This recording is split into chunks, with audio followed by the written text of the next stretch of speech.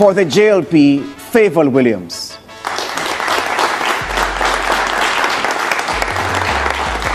For the PNP, Keisha Anderson.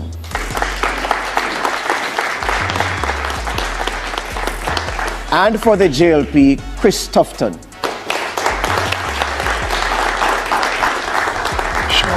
And for the PNP, Peter Bunting.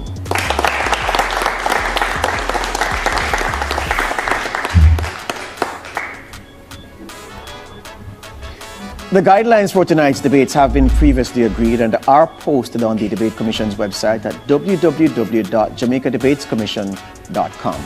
The guidelines include questions being no longer than 30 seconds and each team being allowed 90 seconds.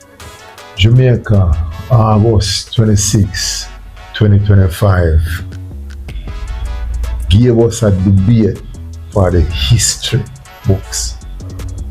See, the JLP and PNP clash head to head, exchanging policy points, jabs, and headline-grabbing moments. You're correct that DBNG was a very successful company, and it was a publicly listed company that our audited financial statements were open to the public. So everyone knows where Peter Bunting and Mark Golding got their wealth from. You and your Prime Minister cannot say the same. Interesting that that side can speak as a caretaker under Finsac, when some on that very side were involved during the Finsac period and benefited. Just recall the 40-40-40, you mentioned it. 40% of GDP to recover from Finsac, 40,000 businesses lost their money, 40% being offered by merchant banks to make a profit, and DBN $2. If them did have $100 and there's only $2 them get back. But the most honorable Prime Minister got all his money out of SSL before it collapsed. That is what justice means. We will publish the SSL report, and it is a failure on their part that after all these years, given the impact of Finsac, that there is no report, no independent report. What we have seen is drips and drabs being leaked out by that side. So when we talk about Finsac, let's get all the facts on the table and release the Kroll report from SSL. Time up.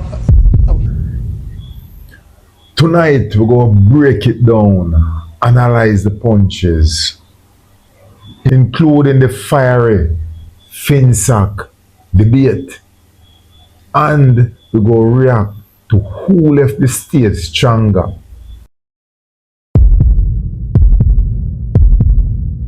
It was a night full of surprises.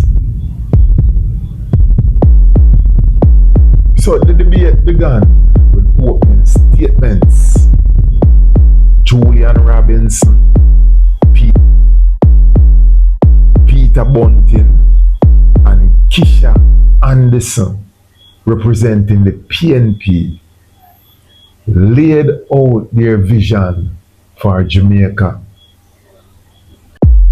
Economy, and we recognize their struggles. We note that we would have to help them with some amount of business planning. We'd have to help them to get themselves ready to borrow. But it's a win-win situation. When they borrow, they are able to grow. When they grow, they're able to contribute to the economy, and we will be able to get tax revenues from them. So it's very important for us to have our MSMEs grow, and to also encourage young entrepreneurs in the economy to participate. On the JLP side, Dr. Tufton and colleagues focus on economic plans, security, and accountability. The fact is, Jamaicans are more energized to form companies, to come out of the informal sector. DBJ over that 8-year period loaned almost $70 billion, 117 billion of investments, 86,000 applicants. That is why our economy has started to turn around.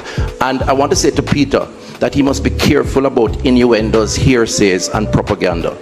First of all, your Finsac era I don't know how you're comfortable with it. The contractor general at the time accused you of sweetheart dealings, you and your partners. Time, you cannot thank you. Time, now time, say thank that you. you earned your money Time, in a way that Mr. is Tufton, legitimate and time. above board. So from the start, it was clear that this wasn't just a discussion about policy. It was about credibility, leadership under pressure, and who Jamaican trusts more to run the country. Haven't spoken about is how corruption has impacted that growth. How our foreign direct investment has moved from 900 million in 2015 to 300 million today. That 11 of them are under investigation for illicit enrichment. I, Julian J. Robinson, can categorically state, I am not under investigation. Can the three of you say that? Anyway, the moment everyone is talking about is Dr. Tufton, who fired a headline grabbing punch at Peter Bunting. Peter, when you were Minister of National Security, you couldn't even protect yourself. You are lucky to be alive. Come back to this issue of corruption, because they seem to think that they can speak about things in mid-air without any evidence, innuendos and suppositions, as if people are going to accept that. What the Jamaican people want is who is going to look after them, who will bring down crime. Peter Bunting depended on divine intervention without work. In fact, he is on record, I believe, as the only Minister of National Security who was unable to secure himself. And I am happy he's okay from that unfortunate incident in Portland, but it speaks to confidence in their policy to reduce crime. This government has reduced crime by 30, the lowest over 30 years, and this is what Jamaicans want. They felt unsafe under the PNP, they feel a lot safer under the Jamaica Labour Party. Now, this job landed hard. Tufton framed Bunting's tenure as Minister of National Security as a failure, questioning his ability to lead and protect the nation. Bunting tried to respond calmly, pointed out he inherited challenges, but the moment dominated headlines. But the debate was just about personal attack. The Finsac issue came up, a topic that has haunted the PNP for years. Dr. Tufton reminded viewers of the Finsac BLU, questioning the PNP's handling of Jamaica's financial crisis and public debt management. Jamaicans are still paying the price for mismanaged Finsac funds. How can voters trust you to manage the economy now? Bunting defended the PNP, arguing that the Finsac decisions were made under extraordinary circumstances and that external factors largely influenced the outcome. However, the Finsac discussion reignited public scrutiny and reminded Jamaicans of past economic challenges under the PNP. Beyond personal jobs and Finsac, the debate included real policy discussion. The PNP highlighted education reform, social programs, and transparent governance. The JLP emphasized economic recovery. job creation, and national security initiatives.